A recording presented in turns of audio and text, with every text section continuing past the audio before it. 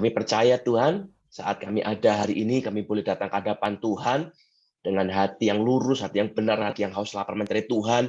Kami percaya Tuhan akan memberi jawaban dalam hidup kami. Tuhan akan menuntun kami, mengajar kami untuk kami menghidupi apa yang benar, apa yang berkenan di hadapan Tuhan. Biar hari ini kami mau datang ke hadapan Tuhan, kami mau lepaskan setiap beban kami, masalah kami, pergumulan kami, ketakutan kami dalam tangan Tuhan. Sebab kami percaya Tuhan yang kami sembah, Kau Tuhan yang sanggup, Kau Tuhan yang mau, dan Tuhan yang mampu untuk menolong setiap kami. Bekerja di tengah-tengah kami, Tuhan. Nyatakan kuasa-Mu, pakai hidup kami, biar hidup kami jadi sebuah kesaksian untuk kemuliaan nama Tuhan. Ajar kami, Tuhan, untuk mengerti apa yang jadi kesukaan-Mu dan melakukan hati Tuhan. Terima kasih Bapak, dalam nama Yesus kami berdoa, haleluya, amin. Shalom Bapak Ibu semua, saya berdoa kita semua dalam keadaan yang sehat, tidak kurang suatu apapun. Nah, hari ini kita akan belajar tentang mentoring. Judul khotbah kita hari ini adalah mentor, not tormentor. Tormentor itu dalam terjemahan bahasa Indonesia artinya penyiksa, torment. Dari kata torment ke tormentor. Mentor itu adalah orang yang mengajar, orang yang membimbing, orang yang mendidik. Tapi kalau tormentor itu adalah orang yang melukai, orang yang menyakiti, orang yang menyiksa, yang buat hidup kita itu jadi pahit. Itu tormentor. Dari kata yang sama, mentor, tormentor. Dari satu kata yang sama bisa berubah arti yang kebalikan. Nah, sama dengan hidup kita. Kalau kita salah memilih orang untuk masuk dalam hidup kita salah mengizinkan orang masuk dalam hidup kita, ada dua pilihan. Kita akan dibawa ke tujuan, mentor. Mentor itu kan kalau dalam terjemahan Yunaninya dia tulis sebagai paidagogos. Seorang driver yang membawa kita dari posisi satu, posisi A ke posisi B. Dari posisi yang pertama, posisi awal, ke posisi yang kita tuju. Yang kita mau, yang kita kepingin, yang kita goalnya di mana. Itu paidagogos, itu mentor. Tapi kalau orang yang kita pilih salah, dia bukan membawa kita ke tempat yang kita tuju, dia malah membawa kita masuk dalam jurang, membawa kita masuk dalam kerusakan, membawa kita dalam kehancuran, tormentor. Hidup jadi kayak di neraka, hidup jadi gak karu-karuan. Dari satu kata, dari orang yang kita izinkan masuk, bisa merubah hidup kita. Nah, hari ini, saya pengen kita sadar dulu Bapak Ibu semua. Hidup kita hari ini, keadaan kita hari ini, 90% kondisi kita hari ini adalah hasil dari siapa orang yang kita pilih untuk kita izinkan masuk dalam hidup kita. Nah, kalau keadaan kita hari ini nggak karu-karuan, keadaan kita ini berantakan, berarti Anda banyak dan sering membuat kesalahan dalam memilih orang. Dan ini perlu jadi sebuah perhatian. Ini perlu jadi sebuah refleksi diri. Jangan diterusin. Berhenti dan lihat, orang macam apa sih yang sering kita bawa masuk dalam hidup kita? Orang seperti apa yang cenderungnya kita itu izinkan mereka masuk? Sampai membuat hidup kita rusak hari ini. Berubah. Kita harus tahu dulu dan kita harus berbesar hati mengakui, aku membuat kesalahan. Orang yang kuizinkan masuk dalam hidupku adalah tormentor. Penyiksa yang toksik. Maka hidupku begini. Kalau kita bisa mengaku itu dulu, kita bisa melihat, kita bisa jujur, tipe orang seperti apa yang cenderungnya kita sukai, yang cenderungnya kita tarik dalam hidup kita, yang cenderung kita izinkan masuk dalam hidup kita, baru kita punya potensi untuk membenari hidup ini, untuk memperbaiki hidup kita. Kalau kita nggak jujur, kita bilang, aku nggak ngapa-ngapain, aku cuma victim, aku nggak berbuat apa-apa, orang yang nggak beres, yang nyakitin aku. Percayalah, keadaanmu akan berulang terus. Hari ini rusak, besok rusak, tahun depan rusak, terus begitu. Sampai di satu titik Anda berani berkata, aku akan merubah hidupku. Aku akan merubah semua orang-orang yang salah, yang pernah aku masuk dalam hidupku. Aku akan merubah jenis-jenis orang yang boleh masuk dalam hidupku. Sampai kita membuat sebuah keputusan, baru hidup kita berubah. Memilih seorang mentor, Itu kalau Anda ketemu orang yang tepat, Anda akan mencapai kepenuhan hidup ini. Anda akan mencapai potensimu, kau akan mencapai puncak gunungmu, puncak kejayaanmu, kebesaranmu dalam waktu yang cepat, dalam tanpa halangan, dan itu akan tercapai kalau ketemu orang yang tepat. Tapi kalau ketemu orang yang salah, kau akan jatuh ke dasar lembah paling dalam. Nah, konsep memilih mentor ini itu sama dengan konsep pilih pasangan. Pilih suami, pilih istri, sama. Karena apa? Perhatikan ini. Banyak orang berpikir, aku nggak perlu mentor, aku sama Yesus langsung aja. Nggak bisa. Karena Tuhan tidak membuat konsep duniawi, dunia kita, itu dengan sistem langsung hanya dengan dia, nggak bisa. Ingat ya, Yesus suatu ketika Tuhan itu mengajar begini. Kerajaan Allah itu adalah konsep keilahian. Namanya kerajaan berarti ada rajanya, ada pembesarnya, ada pejabatnya, ada yang di atas, ada yang di bawah. Lalu kita diajar lagi, musuh kita bukanlah darah dan daging, tapi penguasa-penguasa, penghulu-penghulu, iblis, dan segala macamnya. Jadi ada penguasanya, kalau ada penguasa ada yang dikuasai, ada yang atas, ada yang bawah. Sistem alam roh itu adalah konsepnya adalah pemerintahan. Jadi ada yang di bawah, ada yang di atas, bertahap berjenjang seperti tangga begitu. Itu konsep ilahi, konsep alam roh. Lah kita sama. Kita nggak bisa ngomong aku sama Yesus langsung, tapi kita nggak melewati tangganya ini loh. Semua orang di atasnya harus ada. Belum lagi nanti kita akan mengenal familiar nanti dengan konsep fathering sonship. Belum lagi kita bicara masalah otoritas, the man of authority. Belum lagi kita bicara ketaatan. Semuanya itu akan merujuk kepada satu konsep di mana kita itu hidup harus paham bahwa Tuhan itu merancang kita hidup untuk dengan sebuah jenjang. Jadi kita nggak bisa hidup sendirian, aku dan Tuhan saja nggak bisa. Kita perlu mentor. Nah, orang kadang bilang, aku nggak usah tapi, aku nggak butuh mereka. Kau tidak butuh, kau berkata kau tidak butuh, karena kau tidak mengerti apa fungsi mentor dan keuntungan apa, seberapa besar keuntungan yang akan kau dapat waktu kau mendapatkan mentor yang tepat. Contoh ya, secara bisnis saja. Anda mau kerja, buka restoran, misalnya. Anda buka sendiri restorannya, dengan idemu sendiri, oh saya pengen bikin nasi goreng, saya pengen buka di Kelapa Gading misalnya. Semua daya upayamu yang kau lakukan dengan pikiranmu sendiri, padahal selama ini mungkin belum pernah bikin restoran, apakah bisa berhasil? Bisa sih. Tapi kapan, berapa lama waktu diperlukan untuk berhasil, nggak tahu. Berapa banyak modal yang harus keluar untuk berhasil, nggak tahu. Berapa banyak pelajaran yang harus didapat, karyawan yang curi bahan baku kah, atau kenakalan-kenakalan lain yang harus kau lalui, nggak tahu. Jatuh bangunnya, trial error-nya, nggak tahu berapa lama. Dan apakah pasti berhasil? Tidak.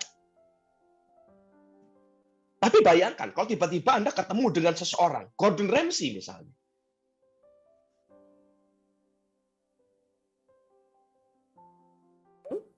Aku akan temenin kamu, aku akan bimbing kamu untuk buka restoran nasi goreng. Kira-kira, Bapak Ibu, presentasi keberhasilan kita apakah tiba-tiba akan membesar atau sama? Membesar pasti. Karena ada orang yang kompeten. Ada mentor yang siap untuk mengajar, yang mau, yang rela ngajarin kita. Jadi, keberadaan seseorang ini sangat penting untuk menolong kita. Kalau Anda bilang nggak butuh mentor, itu karena kita nggak ngerti sebenarnya. Jadi hari ini, dan kalau Anda suka nggak suka, butuh nggak butuh, semua orang sadar tidak sadar, pasti sedang berada dalam kondisi di mentor seseorang. Pasti. Kita ini makhluk sosial kok. Kita ini meniru orang lain. Semua. Tidak ada seorang, saya percaya, tidak ada seorang pun dari kita yang otentik, itu nggak ada. Semua dari kita ini adalah produk dari sebuah peniruan. Kita meniru orang tua kita, sadar tidak sadar, mengakui atau tidak, itu kenyataan. Anak akan mirip serupa dengan orang tuanya. Orang tuanya pemarah, anaknya pemarah. Orang tuanya suka melakukan suatu kebiasaan, anaknya akan melakukan yang sama. Orang tuanya suka makan apa, setiap hari masak apa, ditaruh makanan di meja makan apa, anaknya akan makan yang sama. Kita adalah produk sebuah peniruan. Nah, tanpa sadar, cara kita bekerja, cara kita berbisnis, cara kita melayani juga adalah hasil dari peniruan itu. Nah, problemnya adalah siapa yang kita tiru. Jangan ngasal-ngasalan niru orang, jangan asal-asalan lihat orang, jangan asal-asalan dengerin orang, jangan asal-asalan semua dimasukin dalam hidup kita, diizinkan mendekat, rusak kita. Dan ini berlaku buat semua area hidup kita. Dalam keluarga, jangan semua orang kau izinkan masuk untuk jadi penasihat keluargamu. Jangan semua orang yang public figure, misalnya orang terkenal, kau jadikan panutan. Ada sebuah survei menyatakan begini, orang yang suka menampilkan kemesraan di publik, apalagi secara berlebihan, itu sebuah tanda bahwa real life-nya, hidup nyatanya itu bermasalah. Itu sebuah survei. Dan banyak ternyata orang-orang public figure yang menampilkan kemesraan berlebihan di sosmed. Gandengan terus, jalan-jalan kemana-mana, senyum terus, happy terus. Tapi ternyata ujung-ujungnya cerai. Ujung-ujungnya ternyata selingkuh. Ujung-ujungnya ternyata KDRT. Banyak. Kita mau ngajarin anak kita, sekolah misalnya. Kita cari sekolah. Kita cari sekolah yang kadang-kadang, wah ini bagus. Banyak orang kaya di sana, begini-begitu. Begitu masuk, apakah pasti terjamin bagus? Belum tentu juga. Karena banyak orang yang sekolah di sekolahnya bagus, sekolah mewah, sekolah bergengsi yang harganya puluhan juta setiap bulan uang sekolahnya, tapi ternyata anaknya jadi nggak karuan. Banyak. Jadi yang mana yang kau pilih, itu menentukan. Tidak semua yang baik itu tepat buatmu.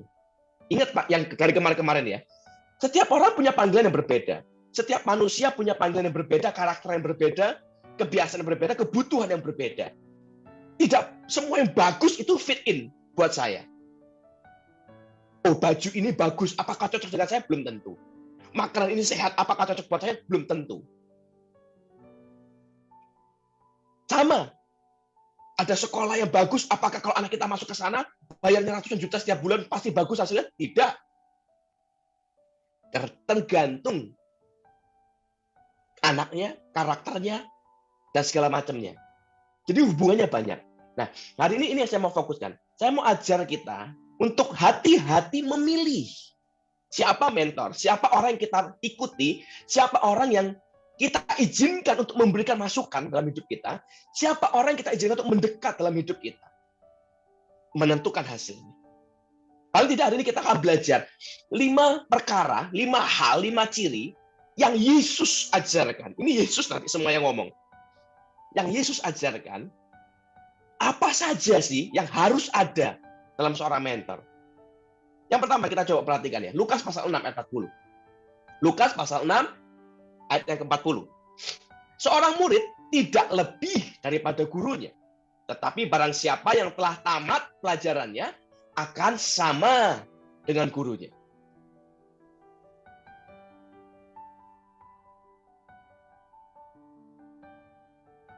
Kita akan menjadi sama seperti pengajarnya, seperti mentornya, seperti gurunya. Saya ulang ayatnya ya. Barang siapa telah tamat pelajarannya akan sama dengan gurunya. Jadi kalau Anda belajar, berguru dengan seseorang, dimentor oleh seseorang, dididik oleh seseorang, tadi saya bilang ya, mentoring, memilih mentor itu sama seperti memilih jodoh, memilih pasangan hidup. Kenapa? Kau memilih suami, siapa suami yang kau pilih, dia akan membawa rumah tanggamu ke dalam satu posisi, ke dalam satu tujuan tertentu. Nah, apakah si sosok ini, suami ini akan membawamu sebagai mentor atau tormentor? Nah, ditentukan oleh apakah dia punya ciri ini. Nah, ciri pertama adalah kita perlu mengerti begini bahwa semua orang akan menjadi sama seperti gurunya. Itu kalau tamat. Jadi kalau Anda sudah selesai semua pelajaranmu, kau sudah fix semuanya, sudah berhasil, sudah lulus segalanya, sebagus-bagusnya, kau akan jadi sama seperti gurumu. Nah, perhatikan ini, berdasarkan konsep ini Tuhan loh yang ngomong ya, Yesus lah yang ngomong. Berdasarkan prinsip ini, kalau kita akan menjadi sama seperti guru kita, pertanyaan adalah begini, Bapak Ibu, kita ini cenderung mengizinkan orang masuk. Ada orang yang fun, yang kalau nggak ada dia nggak rame, begitu ceritanya.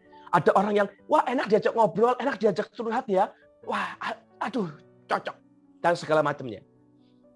Pertanyaan adalah ini, apakah Anda mau rela untuk hidupmu nanti berakhir seperti hidup dia? Kan kita bisa lihat hidup orang ya. Oh hidupnya, keluarganya, keuangannya, pekerjaannya, dan segala macamnya.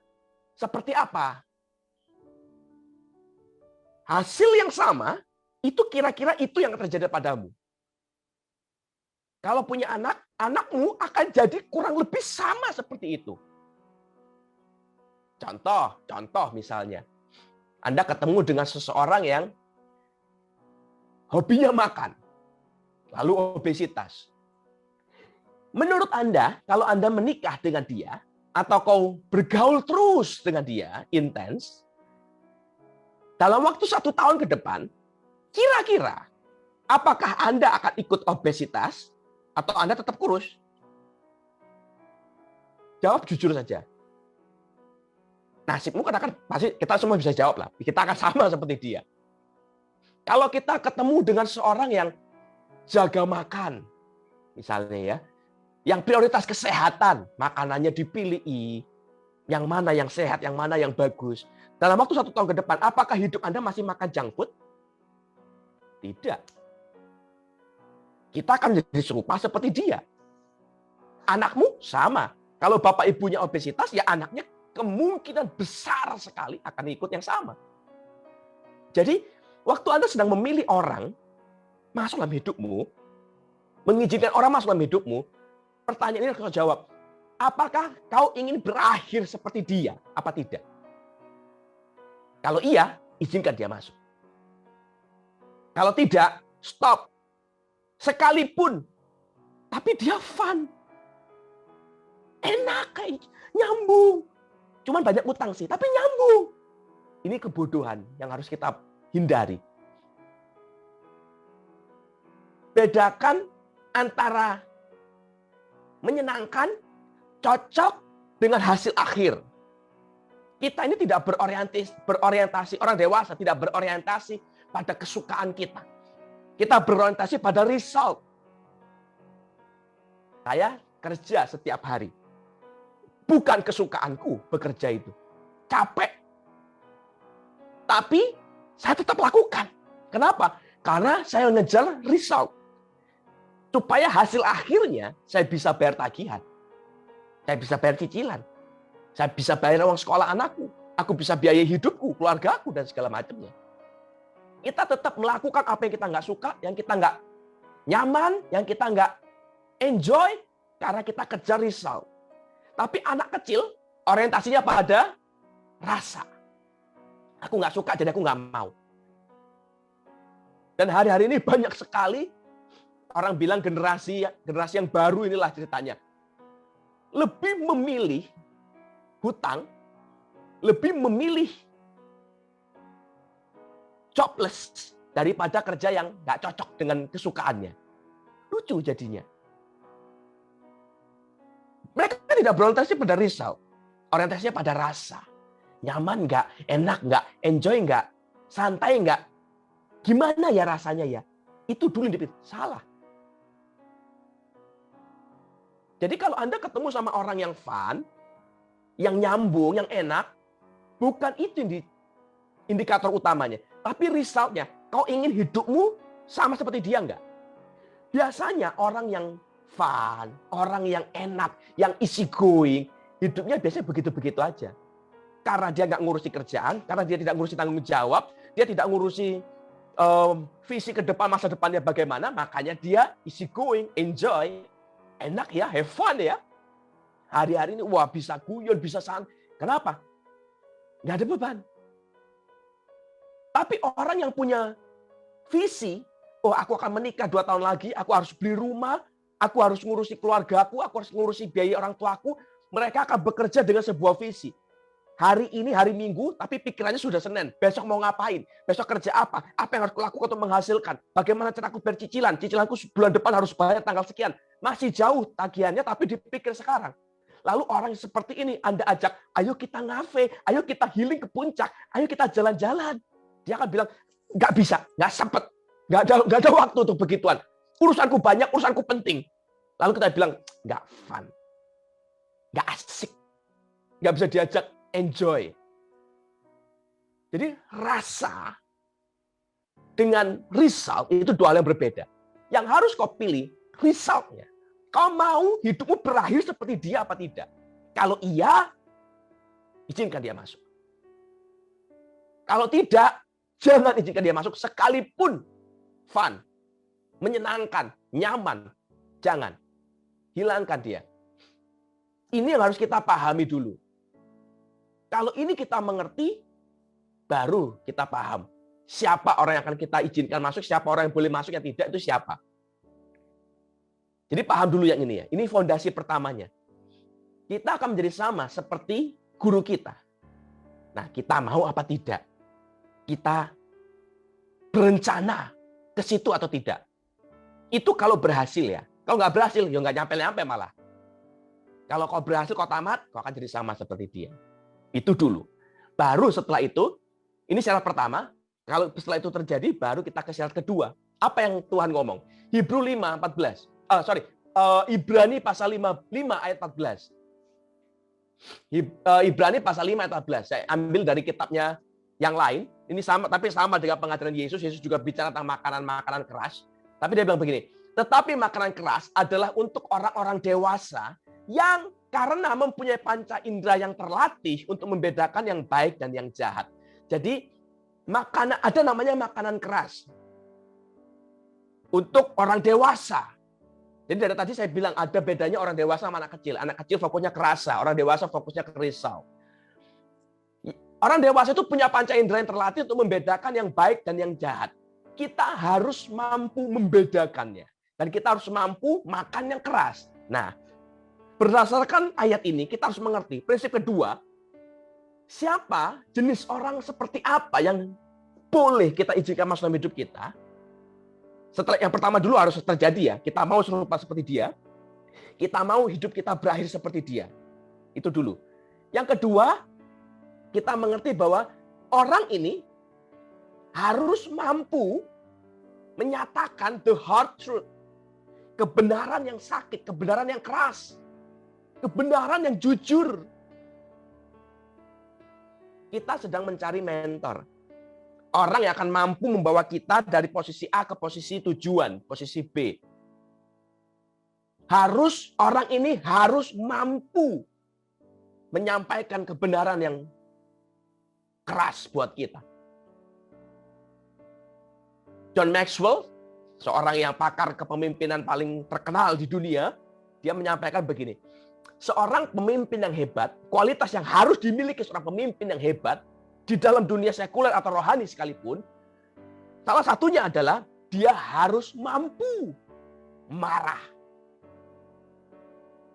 Dan John Maxwell ini adalah seorang hamba Tuhan. Tapi dia juga dipakai di dunia sekuler. Prinsip dia, kepemimpinan dia, leadership dia itu dipakai di semua perusahaan-perusahaan dunia yang top-top. Dan dia ngomong, seorang pemimpin yang hebat harus mampu marah. Konsep ini ditulis oleh John Maxwell, seorang hamba Tuhan, seorang leadership di gereja, seorang pakar leadership di dunia sekuler. Tapi kenapa prinsip ini bertentangan dengan prinsip gereja umumnya hari-hari ini? Di gereja orang suka ngomong begini, pemimpin yang hebat, yang sabar, nggak marah. Kalau ada pendeta marah, kita bilang, ih pendeta kok begitu sih, marah-marah melulu, ih mulutnya pedes, ih jahat, ih julid, ih. Padahal Yesus, contoh, kiblat kita kan semua ke Yesus. Yesus padahal marah Bapak Ibu. Di bait Allah, dia bongkar bangkirkan meja penukar uang, dia cambuk meja pedagang merpati. Apakah sekali? Tidak. 2 kali dia lakukan itu. Marah. Yesus marah 2 kali. Dicambuki, mejanya ditendang, dibongkar, diputar balik, dijungkir balikin. Saya belum pernah cambuk orang sih. Tapi orang bilang saya jahat banyak. Gara-gara saya negur orang, dan saya negur dengan, biasanya kalau saya negur orang tidak dengan kata-kata diperhalus. Yes, apa adanya saja lah. Kamu salah ya salah. Lalu orang bilang saya jahat. Belum ku cambuk. Coba kalau aku ikuti Yesus beneran. Ambil cambuk kulit. Tetas. Viral langsung. Pendeta mencambuk jemaatnya. Jadi konsep kita kadang kebalik. Yang kita fokus bukan rasa, tapi rasa. Pendeta, pemimpin, mentor harus sabar, lemah lembut, baik, tutur katanya manis. Kalau dia dianiaya, nggak boleh ngelawan. Kalau dia dicaci maki, harus diem, terima. Kalau dia ditipu, nggak boleh marah, nggak boleh ngelapor polisi, nggak boleh ngomel, sudah terima saja. Itu berserah sama Tuhan. Beda sekali dengan prinsip Alkitab yang benar, yang biblical. Seorang pemimpin harus mampu marah. Menyampaikan hard truth. Kebenaran yang keras. Kebenaran itu memang menyakitkan. Di mana-mana itu. Tapi kita perlu orang yang berani tegur di depan mata kita. Kamu salah. Perbuatanmu salah. Tindakanmu salah.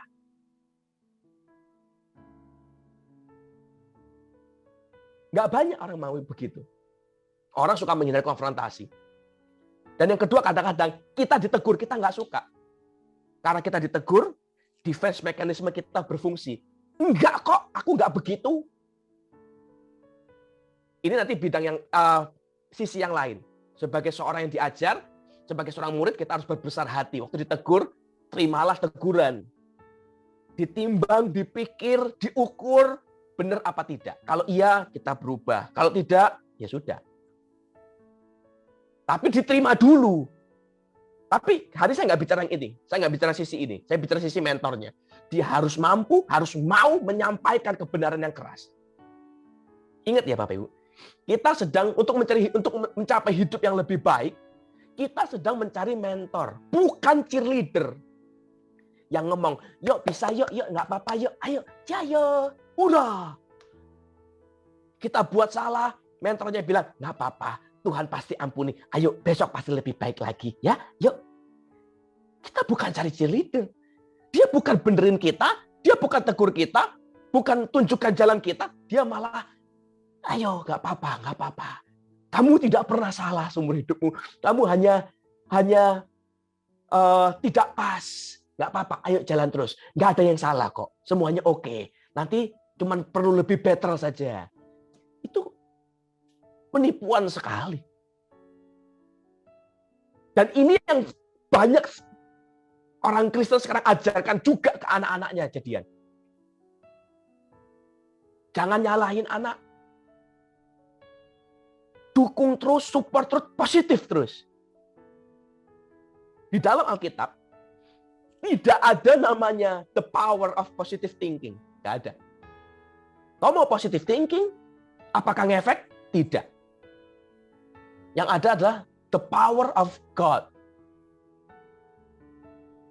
Dan the power of God, the word of God say, hajarlah anakmu kalau kau mengasihi dia. Artinya, kita harus membedakan dan mengajar. Nah, yang kau lakukan ini salah. Yang kau lakukan ini benar. Kalau benar kau dapat reward, kalau salah kau harus terima konsekuensi. Masalahnya adalah sebagai orang tua, kita melakukan itu apa tidak, Bapak Ibu? Kita kadang bukan jadi mentor yang baik buat anak kita. Kita cuma menuruti hasrat hatinya akan rasa. Rasa aman, rasa nyaman, kita dukung terus, kita support terus. Kelihatannya baik, tapi itu membunuh. Nanti suatu ketika, hari ini kita ajar dia, kamu nggak pernah salah, kamu hanya nggak tepat, kamu hanya perlu lebih better. Kita bungkus terus dengan gula-gula manis supaya bisa ditelan sama anak kita. Terus dukung, terus. Sampai dia gede, penelitian itu menunjukkan begini, ada namanya golden age, usia emas, 0 sampai 4 tahun. Semua yang kau ajarkan dalam usia 0 sampai 4 tahun, itu yang jadi bekal hidup dia sampai tua nantinya. Kalau sampai dari 0 sampai 4 tahun, dia diajar nggak pernah salah, tidak pernah mengkoreksi, nggak pernah belajar terima konsekuensi dari kesalahan dia. Contoh, dia mukul temannya, lalu dipukul balik. Itu kan konsekuensi.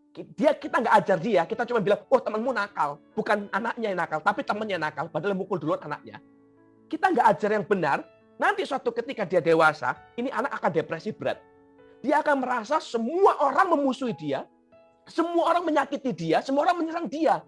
Dia nggak pernah salah. Aku nggak pernah salah, aku hanya sedikit berbeda. Aku hanya lain caranya. Kenapa orang-orang begitu? Bisa gila nih anak ntar. Salah siapa? Salah kita orang tua.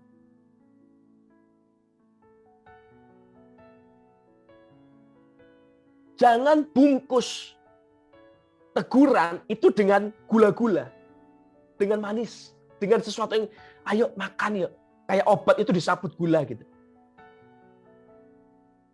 Cari orang yang mau menyampaikan kesalahanmu terus terang. Alkitab menulis begini, lebih baik orang yang ngomong di depanmu daripada orang yang ngomong manis di belakang, ngomong pahit di belakangmu. Di depanmu manis, di belakangmu pahit. Ngomongin, jelekin, gosipin, jatuhin. Carilah orang yang kalau di depanmu dia ngomong pahit, di belakangmu dia ngomong manis. Dia puji kita. Dia sanjung kita. Dia hormati kita. Tapi di depan kita dia jujur. Itu dong yang harus dicari. Kalau ada orang seperti ini, dan hidupnya baik, kau mau berakhir seperti hidup dia, nah izinkan dia masuk dalam hidupmu. Kalau tidak, ya jangan. Jangan dimasukin. Nah, tapi perhatikan ini. Ada triknya. Kita mencari seorang pemimpin, seorang mentor yang sanggup memperkatakan kebenaran yang keras itu, tapi bukan semena-mena. Maki-maki kita, marahin kita tanpa dasar, tanpa sebab, tidak. Mentor ini harus mampu membangun hubungan yang intim dengan kita. Sampai cukup dekat, sampai dia berani memperkatakan itu, teguran itu, dan kita bisa terima dengan besar hati. Kita nggak lari dari dia. Kalau pahit mungkin iyalah. Namanya orang ditegur itu pasti pahit, nggak ada yang nggak. Tapi kita bisa terima pahitnya itu, kita bisa cerna, bener nggak ya kira-kira, kita ukur, kita timbang, oh iya begini, aku berubah. Kalau itu terjadi, ini orang spesial buat kita. Ini orang boleh Anda bawa masuk ke hidupmu. Oke, yang pertama, hidup kita akan berhasil seperti dia, mau apa tidak. Yang kedua, orang ini mampu memperkatakan the hard truth untuk kita. Jadi di depan kita dia ngomong. Yang ketiga, Yohanes 13, ayat 15. Yohanes pasal 13, ayat 15. Sebab aku telah memberikan suatu teladan kepada kamu, supaya kamu juga berbuat sama seperti yang telah aku berbuat kepadamu. Dalam terjemahan bahasa Inggris, NIV dia berkata begini, I have set an example that you should do as I have done for you. Yesus bilang, I have set an example. Aku telah menunjukkan sebuah teladan, sebuah contoh bagaimana hidup yang harus kau hidupi. Yang ketiga adalah seorang pemimpin harus mampu memberi contoh. Contoh yang real, yang nyata, yang kelihatan. Ada banyak orang hari-hari ini, semua orang kalau berteori itu panjang lebar dan indah. Saya nggak ngomong yang aneh-aneh, yang gampang-gampang saja lah. Coba buka sosmed, Bapak Ibu. Di sosmed, ini saya ambil kisah saya ya.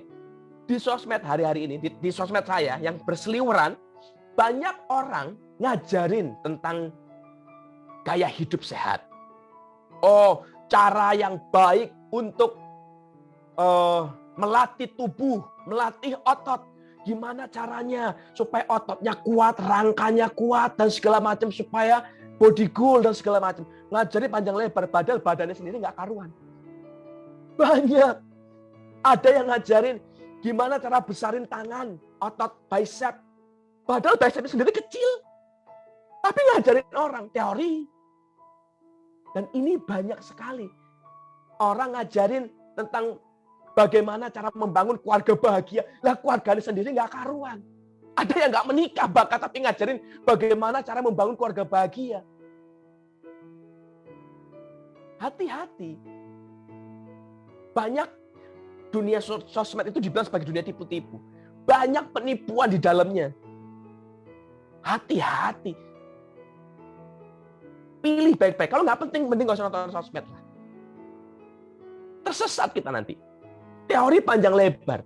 Yang dicari hari ini bukan orang yang mampu ngajarin teori. Tapi yang mampu melakukannya. Kalau Anda secara duniawi Anda ketemu banyak motivator-motivator di dunia.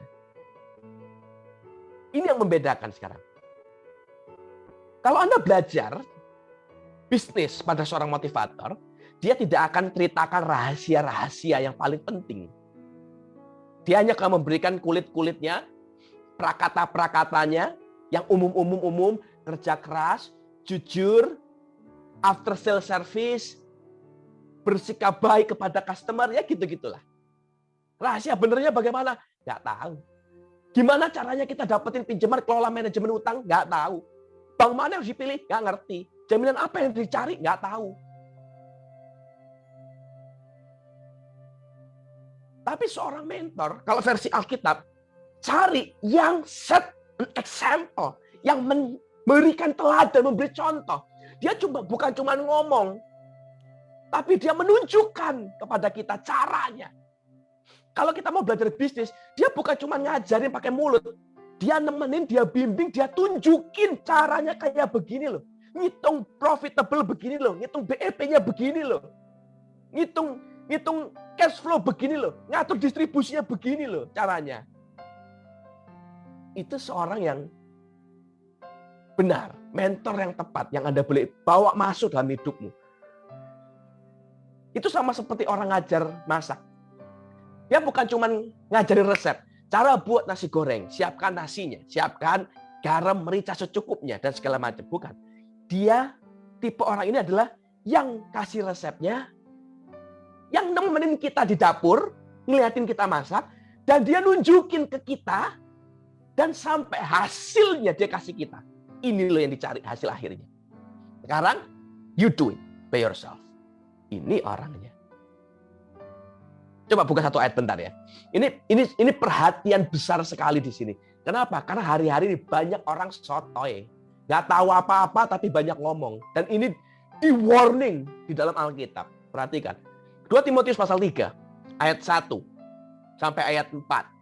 2 Timotius pasal 3 ayat 1 sampai 4. Ketahuilah pada hari-hari terakhir akan datang masa sukar. Manusia akan mencintai dirinya sendiri dan menjadi hamba uang. Mereka akan membual dan menyombongkan diri. Coba perhatikan ya, ini benar nggak terjadi di hari-hari ini? Banyak orang seperti ini nggak di sekeliling Anda? Banyak orang akan membual dan menyombongkan dirinya sendiri. Mereka akan jadi pemfitnah. Mereka akan berontak terhadap orang tua dan tidak tahu terima kasih. Tidak peduli agama. Tidak tahu mengasihi. Tidak mau berdamai. Suka menjelekkan orang. Tidak dapat mengekang diri. Garang. Tidak suka yang baik. Perhatikan baik-baik ayat 4 ya. Suka mengkhianat. Tidak pikir panjang. Berlagak tahu. Lebih menuruti hawa nafsu daripada menuruti Allah. Berlagak tahu. Ngajarin, ngomongin, nasihatin. Dia sendiri nggak bisa. Cara membesarkan otot bicep. Dia sendiri nggak bisa.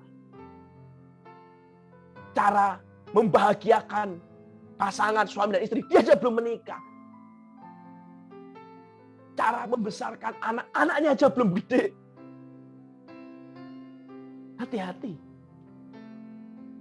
Itu sebabnya kenapa orang pernah nanya begini. Pak Deki, kenapa Bapak nggak khotbah yang keluarga bahagia begitu? Kenapa? Kenapa kok Pak Deki nggak khotbah parenting? Kenapa Pak Deki nggak khotbah tentang love, sex, and dating begitulah? Atau kenapa Pak Deki nggak khotbah tentang murah hati? Atau tentang mengasihi yang lemah, orang yang tidak mampu atau apa? Buat saya begini. Saya memilih untuk berkhotbah, ngajar di bidang yang saya tahu dan saya kuasai. Saya nggak ngajarin parenting, saya nggak khotbah parenting. Kenapa? Ada orang lain yang lebih pintar khotbah parenting dan lebih teruji daripada saya. Anakku aja masih kecil. Siapa saya mau ngajarin?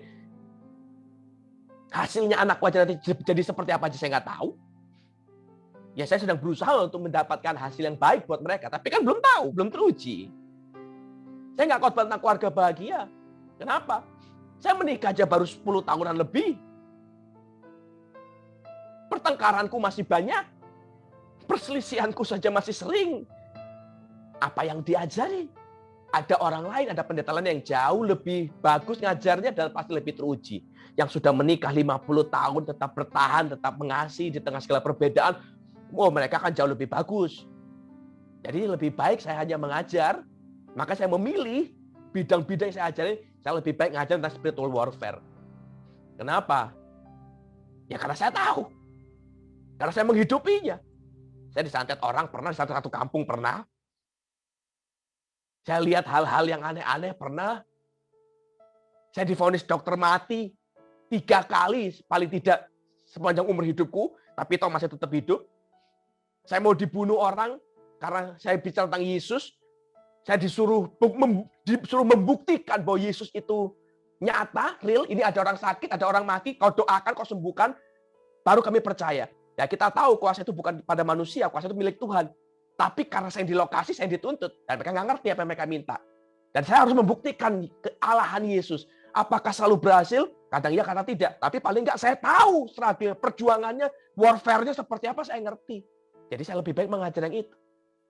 Saya tahu tentang disiplin, saya tahu tentang kuasa doa, saya mengerti tentang pergumulan berdoa. Saya bangun pagi, subuh-subuh, saya berdoa bisa berjam-jam. Di antara hidup dan mati, saya berdoa. Itu yang saya akan ajarkan.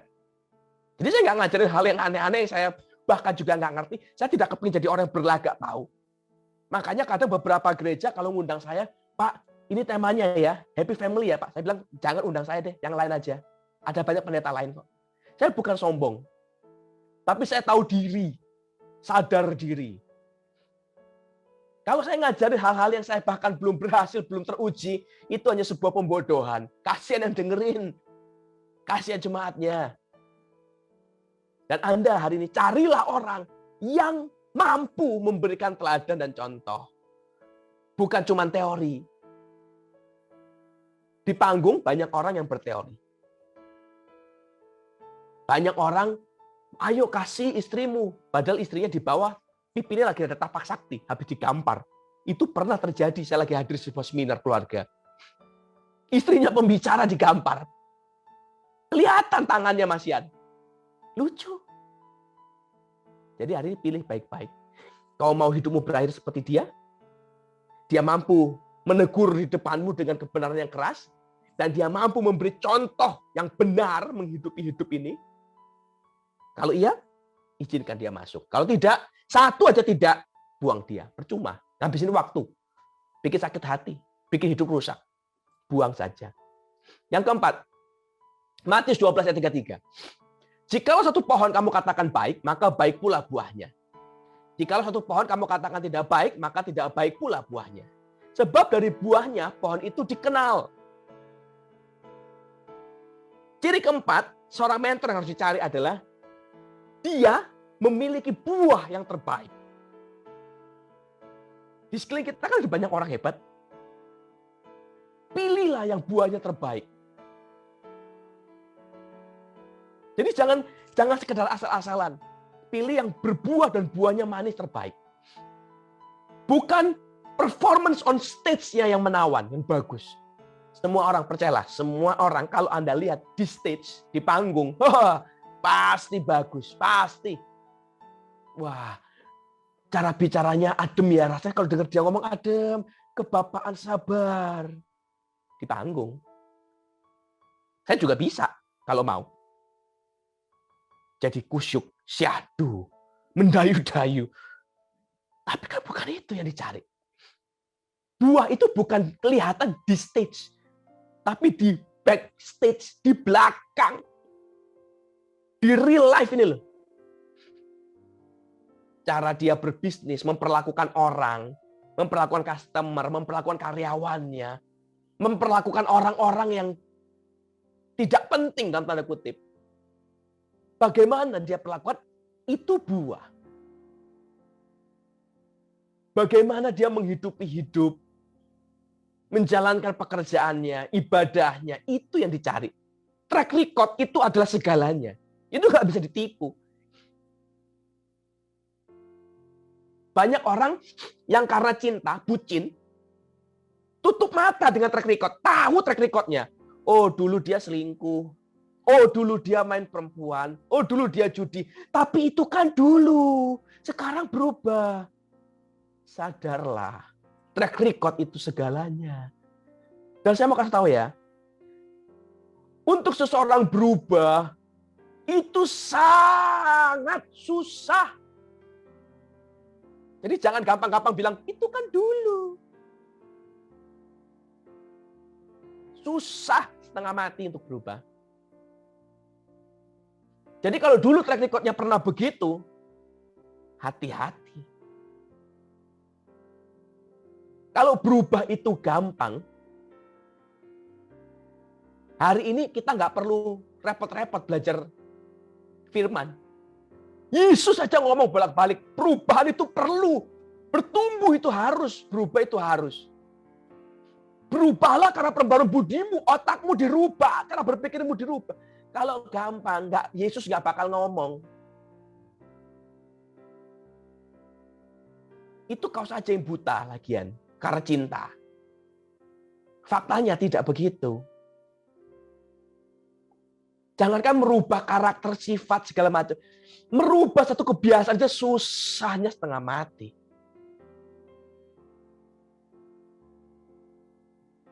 Track record itu segalanya. Lihat dulu track record-nya. Nah, kau mau nggak hidupmu berakhir seperti hidup dia? Oh, dia selingkuh. Mau nggak diselingkuin lagi? Saya nggak bilang sekali selingkuh, selamanya selingkuh. Nggak bisa berubah. Tidak bisa berubah. Tapi susah. Pasti, kalau perhatikan ini ya. Kalau orang berubah, pasti ada pemicunya. Pasti. Nggak mungkin nggak. Dan pemicu ini pasti besar. Pasti. Nah, apa pemicunya? Kalau kau nggak tahu pemicunya, jangan harap dia berubah. Contoh. Oh, dia dulu suka selingkuh. Misal ya, Bapak Ibu ya. Dia selingkuh, main perempuan, berzina. Lalu tiba-tiba, misalnya, kena AIDS. Atau kena penyakit kelamin. Kesakitan selama setahun. Terus sembuh. Bertobat. Mungkin bisa jadi dia bertobat. Karena ada satu kejadian besar. Dan orang itu berubahnya karena dua. Dia berubah karena pain, rasa sakitnya, atau love. Yang mana? Kalau nggak ada pain, nggak ada love, jangan harap dia berubah. Oh, kena penyakit kelamin setengah mati, sakit. Nah, berubah. Bisa. Atau love. Karena dia cinta setengah mati terhadap seseorang, dia berubah. Bisa. Tapi kadar cintanya seseorang, kalau orang harus berubah karena cinta, itu kecil kemungkinan terjadi kepada pasangan. Kenapa? Karena kalau ke pasangan, cintanya kecampur-campur. Cinta eros, cinta karena hawa nafsu, cinta karena kebutuhan dan segala macamnya. Biasanya orang yang berubah karena cinta murni itu karena anak misalnya. Demi anaknya dia berjuang setengah mati, berubah bisa. Tapi overall, dua penyebab orang berubah, pain and love. Yang mana? Kalau Anda tidak melihat satu kejadian besar, dramatis dalam hidupnya yang menyangkut pain atau love, jangan berharap dia berubah. People don't change that easily. Jangan tertipu, jangan membucin, jangan membodohkan dirimu. Jadi perhatikan baik-baik. Harus ada buahnya. Yang dilihat bukan perkataannya. Wah, dulu dia memang suka berzina, suka selingkuh, tapi sekarang enggak, Pak. Kau tahu? Iya, dia ngomong. Hanya karena dia ngomong bukan berarti itu kebenaran. Perhatikan ya. Jangan percaya semua yang keluar dari mulut orang. Ah, ngomongnya manis loh Pak, bagus, baik loh. Oh, dia kutip firman loh. Inilah, karena cinta kadang orang jadi bodoh. Saya mau kasih tahu sesuatu ya. Semua orang yang mau nipu, penipu ya, pasti ngomongnya manis. Kalau nggak manis, Anda nggak ketipu. Jadi jangan, wah, omongannya meyakinkan Pak, manis Pak. Nggak ada urusannya. Omongan orang itu tidak penting. Buahnya yang penting. Kita nggak bilang begini, dari daunnya lah terlihat pohon itu dikenal. Enggak, dari buah. Dari penampakannya pohon itu akan dikenal. Tidak, dari buah. Jadi cari orang yang buahnya kelihatan. Ingat ya, minggu lalu kita belajar. Orang itu tidak peduli seberapa hebatnya kita. Seberapa tahunya kita. Sampai mereka lihat bukti. Dan ini yang kita cari. Buah itu nggak bisa ditipu. Jadi cari buahnya. Lihat. Selektif. Ingat, jangan jadi anak-anak. Yang penting rasa. Aku udah nyaman, cocok, cinta. Terus tutup mata. Jangan. Buka mata lebar-lebar. Buka telinga lebar-lebar. Buka otak baik-baik. Lihat. Ukur. Timbang. Uji. Mana buahnya. Kau bisa kutip firman. Ngomong pakai firman. Lakukan firmannya. Mana? Kau bicara. Suruh aku doa. Kau doa apa tidak? Kalau kau lagi ada masalah, kau maki-maki apa kau berdoa? Waktu kau ada masalah, kamu lepas kontrol atau kamu minta tolong ke hadapan Tuhan? Orang marah-marah, maki-maki, jerit-jerit, semua orang bisa. Binatang juga melakukan yang sama. Monyet kalau marah, langsung jerit-jerit terus. Kucing bising. Kenceng suara tiba-tiba. Binatang juga bisa. Gampang itu. Yang susah adalah di tengah-tengah masalah, di tengah-tengah pergumulan, tekanan berat, kita berlutut, kita bilang, Tuhan tolong. Itu susah. Bener susah. Jadi jangan cuma ngomong, jangan lupa doa ya, baca firman ya, I love you. Nggak penting itu mah. Itu kayak orang tanya, udah makan belum? Lagi ngapain? Nanya mulu, udah makan nggak? Tapi nggak kirim-kirim makanan. Buat apa? Berubah. Bukan rasa yang dicari, result. Buah. Yang pertama, kau mau jadi berhasil seperti orang ini apa tidak? Kalau iya, izinkan dia masuk. Dalam hidup, kau boleh bawa dia masuk dalam hidupmu. Dua, dia mampu memperkatakan kebenaran yang keras buatmu. Dia nggak ngomongin di belakang kita, dia ngomong di depan kita. Apakah dia mampu memberikan contoh, teladan hidup, cara menghidupinya, hasil dari pengajaran dia, perkataan dia, teori dia hidupi. Apakah dia berbuah dengan apa yang dilakukan itu? Dia berbuah dengan semua teori yang sudah diajarkan itu. Dia berbuah dengan semua yang dia percaya itu. Ada hasilnya enggak? Kalau ada, Anda boleh bawa masuk. Yang kelima, yang terakhir. Yakobus 1 ayat 22. Tetapi hendaklah kamu jadi pelaku firman dan bukan hanya pendengar saja. Sebab jika tidak demikian, kamu menipu diri sendiri. Yang kelima, kita sekarang sebagai orang di mentor, kita perlu melakukan, kita perlu mendengar dan melakukan apa yang diajarkan kepada kita. Kita sudah dengar firman dari beberapa minggu yang lalu, jadi pelaku firman. Kalau cuma dengar doang, bodoh kita ini benar. Tahu, tapi nggak ngelakuin. Tahu caranya untuk jadi sukses, tapi nggak ngelakuin. Lalu tiba-tiba miskin. Salah siapa? Salahmu. Sudah tahu tapi nggak berbuat. Kasihan. Duit. Ada sebuah buku namanya Outliers. Buku ini bestseller Bapak Ibu. 11 minggu berturut-turut. Dia ini bestseller nomor 1 di New York, versi New York Times dan The Globe and Mail. Nomor 1 selama 11 minggu berturut-turut. Ditulis oleh Malcolm Gladwell. Di dalam buku ini, Malcolm Gladwell ini menulis, ada namanya 10,000 hours rule. Aturan 10.000 jam. Untuk menjadi ahli, dia bilang, seseorang itu perlu waktu 10.000 jam. Melakukan satu hal yang sama selama 10.000 jam. Itu membuat seseorang akan menjadi expert. Kalau Anda mau jadi seorang pemain golf profesional yang hebat, Anda perlu menghabiskan waktu 10.000 jam untuk mukul bola golf. Baru expert. Jadi jangan berharap, saya udah latihan 2 jam, kok nggak bisa-bisa ya? Baru 2 jam, bos. Anda pernah dengar nama Mozart? Seorang musisi yang sangat terkenal legendaris. Di usia 10 tahunan, Bapak Ibu, dia sudah mencatat waktu berlatih 3.500 jam. Sebelum 10 tahun itu. 3.500 jam. Dan dia latihan terus. Puncak kejayaannya di usia 17 tahun. Dan waktu dicek, di usia 17 tahun, dia sudah mencatatkan 10.000 jam berlatih. Malcolm Gladwell berkata, 10.000 hours, 10.000 jam adalah sebuah angka rahasia, dia bilang. Yang disepakati oleh semua ahli di dunia yang sanggup mengubah hidup. Kalau Anda mau jadi seorang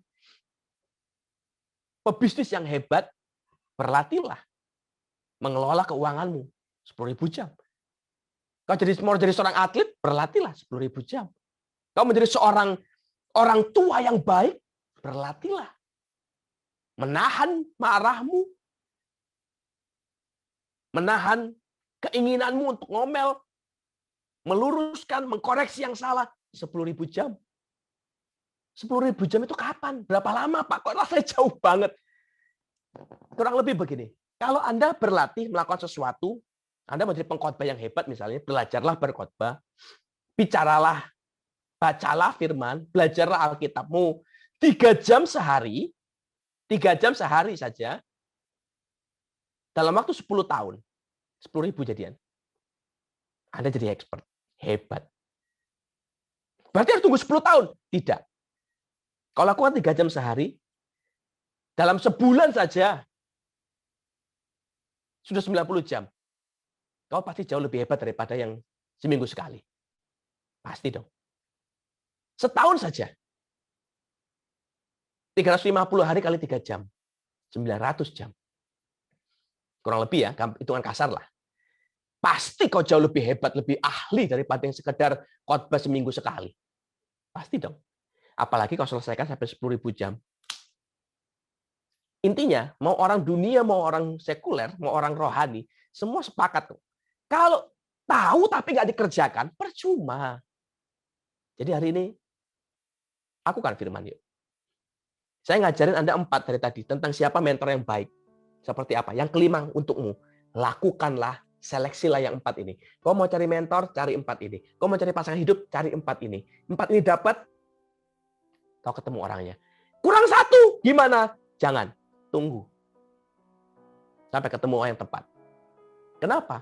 Karena hidupmu bukan permainan. Jangan gambling, jangan berjudi hidupmu. Karena ya cuma 1 Pak yang nggak pas. Tapi 3-nya ada. Nggak apa-apa lah ya, nggak apa-apa lah ya. Ya kalau kau menganggap dirimu murahan ya nggak apa-apa sih. Tapi kalau saya pribadi saya tidak. I want to be the best of me. Dan untuk itu, I need the best people to be surround me. Di sekelilingku. Dari hari ini saya berdoa Bapak Ibu. Ingat baik-baik prinsip ini, lakukanlah. 1, apakah Anda mau berakhir seperti dia? 2, apakah mentor ini mampu memperkatakan kebenaran yang keras dalam hidupmu? Apakah dia mampu memberi contoh hidup, teladan hidup? Dan apakah teladan hidup ini berbuah menghasilkan yang baik, terbukti, teruji? Kalau iya, izinkan dia masuk. Kalau ketemu, yang kelima, lakukanlah dalam hidupmu apa yang diajarkan. Supaya kita menerima yang dijanjikan. Tuhan Yesus memberkati Bapak Ibu semua. Hanya satu katamu yang ku perlukan. Firman-Mu menentukan seluruh hidupku. Yang tiada Kau jadikan